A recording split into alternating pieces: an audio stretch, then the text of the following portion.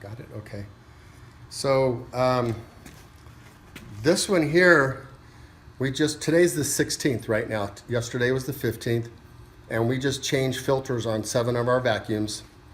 And this came off of our number 1 vacuum, and this was also number 1 filter on the number 1 vacuum right here.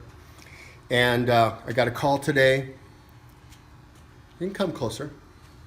Got a call today from our supervisor on the job telling me that vacuum number 1 had dust blowing out the motor. And so we brought it back, took it offline. And by the way, the vacuum ran for about 20 minutes. And they were just chipping up tile. They weren't even grinding stuff. But we took the vacuum apart, and we realized right away it was number 1, because when we looked down into the valves of the vacuum itself, we could see the dust that had come in cylinder number 1. And so upon closer examination, we noticed that these were loose. Now over here, I haven't touched these yet. These are still what appears to be intact, but they're not really, because watch what happens when you go like this. They move with no problem. You see that? So they seem like they're glued, but they're not really. In fact, this is how easy you can pull these apart. And obviously, dust comes in through the bottom, comes in through here, and then contaminates the whole vacuum. Now, this makes the 3rd vacuum that I'm gonna have to take apart and completely disassemble, like the whole thing, completely disassemble it, clean all the valves, the solenoids, everything. This is not good. Also, I want to suggest these seals that are on here, you absolutely need to make thicker seals.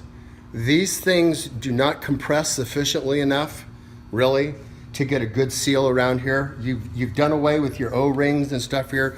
Those are no longer here. You're going to get yourself into trouble if you don't come up with some better gaskets here. These are not properly sealing gaskets, by the way. Just a suggestion. Okay, so, all right. So, Peggy, this is the filter from yesterday, and it's entirely, this is the second one. We got 2 filters here that are bad. This one here went on a job today for about 20 minutes, and we discovered it was bad, totally contaminated a vacuum that I have to tear apart again. Here's the one that we found. Luckily, we found this one, and it was pretty apparent. It never went on the vacuum. This is the one that Renee gave you a picture of. And you can see the whole thing is not even bonded. In fact, if you look at the bottom, I don't even see any epoxy down there. If there is, they never ran the epoxy up high enough. I'm really concerned that these things are going out to my contractors, and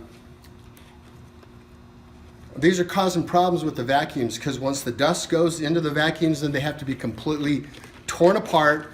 I mean, all the way, disassembled and cleaned. It's about a 3.5-hour process to do it. And for this to happen and have a vacuum on the job site, there has got to be better quality control with these filters. And again, these little skinny little, and they're not even look like they're 1/16 of an inch gaskets. These things should be at least 1/8 to 3/16 of an inch thick gaskets so they can compress properly. Because we are getting some dust that is making it in between the seals too as well. But this, just like that. Okay, well, wow, here you go.